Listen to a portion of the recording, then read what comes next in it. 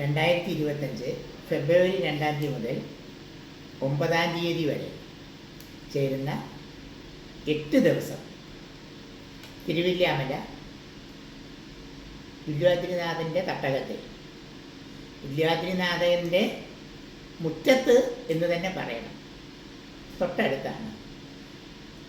തീർത്ഥക്കിണറിനും തീർത്ഥക്കുളത്തിനും ഇടയ്ക്ക്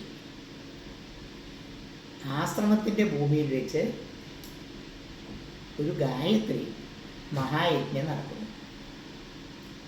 കഴിഞ്ഞ പ്രാവശ്യം 24 ഏപ്രിൽ 21 തൊട്ട് 28 കൂടിയ ദിവസങ്ങളിൽ പാമ്പാടി കോതക്കുരിശി അപ്പൻ മഹാദേവ ക്ഷേത്രത്തിനും ഭാരതപ്പുഴയ്ക്കും മധ്യേ പ്രത്യേകം തയ്യാറാക്കിയ യജ്ഞഭൂമിയിൽ വെച്ച് ഒരു ഗായത്രി മഹായജ്ഞം ഞങ്ങൾ പൊതുജന പങ്കാളിത്തത്തോടു കൂടി നടത്തിയിരുന്നു. അതിൽ ഏകദേശം 72ഓളം സന്യാസി ശ്രേഷ്ഠരും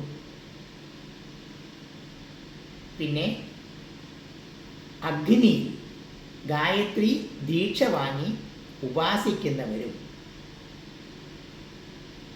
അതിൽ പങ്കെടുത്തിരുന്നു. 1 കോടിയിലേറെ മന്ത്രജപം അന്ന് നടന്നു എന്ന് ആർട്ടിഫിഷ്യൽ ഇൻ്റലിജൻസുകാർ സാറ്റലൈറ്റിൽ നിന്ന് അവർക്ക് കിട്ടിയ വിവരമനുസരിച്ച് അവർ നമുക്ക് പറഞ്ഞു തന്നിട്ടുണ്ട്. ആദ്യമായി അതിൻ്റെ മുമ്പേ തർപ്പണവും തിലഹോമവും കഴിഞ്ഞ് അഭിഷേകം കഴിഞ്ഞ് ഗായത്രി ദീക്ഷ ചെയ്തിട്ട് അന്ന് യജ്ഞത്തിൽ പങ്കെടുത്തവർ ഗായത്രി ദേവി യജ്ഞകുണ്ടത്തിൽ നിന്ന് നേരിട്ട് പൊങ്ങി വരുന്നത്, താമരയിലിരുന്ന് യജ്ഞകുണ്ടത്തിൽ നിന്ന് പൊങ്ങി വരുന്നത് നഗ്ന നേത്രങ്ങളെ കൊണ്ട് കണ്ട അനുഭവസ്ഥർ അന്ന് ഗായത്രി യജ്ഞത്തിൽ കൂടെ ഇരുന്ന് യജിക്കുകയുണ്ടായി. ഇങ്ങനത്തെ ഒരു അനുഭവം കലിയുഗത്തിൽ ആദ്യമായി എന്ന് തന്നെ പറയാം. ദ്വാപരയുഗത്തിൽ ഭഗവാൻ കൃഷ്ണൻ ദ്വാരകയിൽ വെച്ച് ഇതുപോലത്തെ ഒരു യജ്ഞം നടത്തിയതായിട്ട് പറയുന്നുണ്ട്. കാലത്തിൻ്റെ ദോഷങ്ങളും ശാപങ്ങളും പാപങ്ങളും മാറാൻ വേണ്ടിയായിരുന്നു അന്ന് ഭഗവാൻ കൃഷ്ണൻ അത് ചെയ്തത്. നിരന്തരം വേട്ടയാടപ്പെട്ട ഒരു രാജ പരമ്പര ദോഷങ്ങൾ മാറാൻ വേണ്ടിയിട്ട് ഗായത്രി യജ്ഞം ചെയ്തു എന്നാണ് അന്ന് പുറത്തു പറഞ്ഞിരുന്നത്. ഇവിടെ തിരുവില്യാമല വില്വാദ്രിനാഥൻ്റെ തട്ടകത്തിൽ ഞങ്ങൾ പ്രവേശിച്ചപ്പോൾ ഞങ്ങൾക്ക് അനുഭവയോഗ്യമായ പാപഭാരത്തിൻ്റെ ശക്തിയെ ലഘൂകരിക്കാൻ വേണ്ടി എന്താണ് പരിഹാരമാർഗമെന്ന് അന്വേഷിച്ചപ്പോൾ തെളിഞ്ഞത് ഗായത്രി മഹായജ്ഞം എന്നാണ്.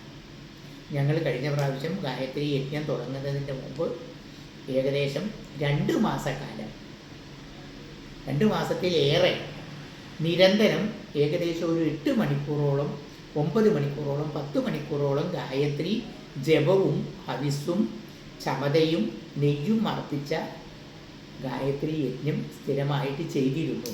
അതിൻ്റെ പരിണാമത്തിൻ്റെ ഒരു രീതി അനുസരിച്ചാണ് ഇവിടെ അന്ന് പാമ്പാടിയിൽ വെച്ച് നടത്തിയത്. ഈ പ്രാവശ്യവും ഞങ്ങൾ ഗായത്രി ഉപാസന ചെയ്തുകൊണ്ടിരിക്കുന്നുണ്ട്. അത് ഏവർക്കും കൂടി ഈ പ്രദേശത്ത് ജീവിച്ചിരിക്കുന്ന പക്ഷി, മൃഗ, വൃക്ഷ, കൃമി, കീടങ്ങൾക്കും അന്തരീക്ഷത്തിൻ്റെ ശുദ്ധീകരണങ്ങൾക്കും ഇനി വന്ന് ജനിക്കാൻ പോകുന്ന ആത്മാക്കളുടെ പവിത്രീകരണവും ഞങ്ങളിതിൽ ഉദ്ദേശിക്കുന്നുണ്ട്. പവിത്രമല്ലാത്ത ഒരു പ്രദേശത്ത് ഒരാത്മാവ് ജനിച്ചാൽ, ശരീരമെടുത്താൽ, ഹിരോഷിമയിലും നാഗസാക്കിയിലും പണ്ട് ജന്മമെടുത്തതുപോലെ അംഗവൈകല്യങ്ങളും ബുദ്ധിക്കും സ്ഥിരതയും ദോഷങ്ങളും വരുന്ന ശരീരികളായി പരിണമിക്കും എന്നതൊഴിവാക്കുക എന്നതുകൂടി ഞങ്ങളുടെ ഗായത്രി യജ്ഞത്തിൻ്റെ പരിണത ഫലത്തിൻ്റെ ലക്ഷണത്തിലും ഫലത്തിലും ഞങ്ങൾ ഉദ്ദേശിക്കുന്നു. ഞങ്ങൾ ജീവിച്ചിരിക്കുന്ന ഈ പ്രദേശത്ത് ആരും രോഗികളോ മാനസികമായും ശാരീരികമായിട്ടും വൈകല്യങ്ങളോ ഉള്ളവരാവരുത് എന്ന ഉത്തമ വിശ്വാസവും ബോധ്യവും കൊണ്ട് ഞങ്ങൾക്കറിയുന്ന മന്ത്രതന്ത്രാദി രഹസ്യങ്ങളിലൂടെ വൈദിക സംസ്കാരമനുസരിച്ച് ഏറ്റവും പാവനമായ കർമ്മം എന്ന നിലയ്ക്കാണ് ഈ ഗായത്രി മഹായജ്ഞം ചെയ്യുന്നത്. സർവരുടെയും അകമഴിഞ്ഞ സഹായങ്ങളും സഹകരണങ്ങളും ഉണ്ടെങ്കിൽ മാത്രമേ ഇത്തരമൊരു ഗായത്രി യജ്ഞം ഒരു പ്രദേശത്ത് വിജയിപ്പിക്കാൻ സാധിക്കൂ. അപ്പോൾ മാത്രമേ ഈ പ്രദേശത്ത് ജീവിച്ചിരിക്കുന്ന ആളുകൾക്ക് അതിൻ്റെ ഗുണവും അനുഭവവും നേരിട്ട് അനുഭവിക്കാനും സാധിക്കൂ എന്നതാണ് അതിൻ്റെ സത്യം. ഏവരെയും ഗായത്രി ദേവിയുടെ അനുഗ്രഹത്താൽ പാവനമാകാൻ ഉദ്ദേശിച്ചുകൊണ്ട് ഞങ്ങൾ ഈ ഗായത്രി യജ്ഞം കാലത്തിൽ സമർപ്പിക്കുന്നു. ഹരി ഓം.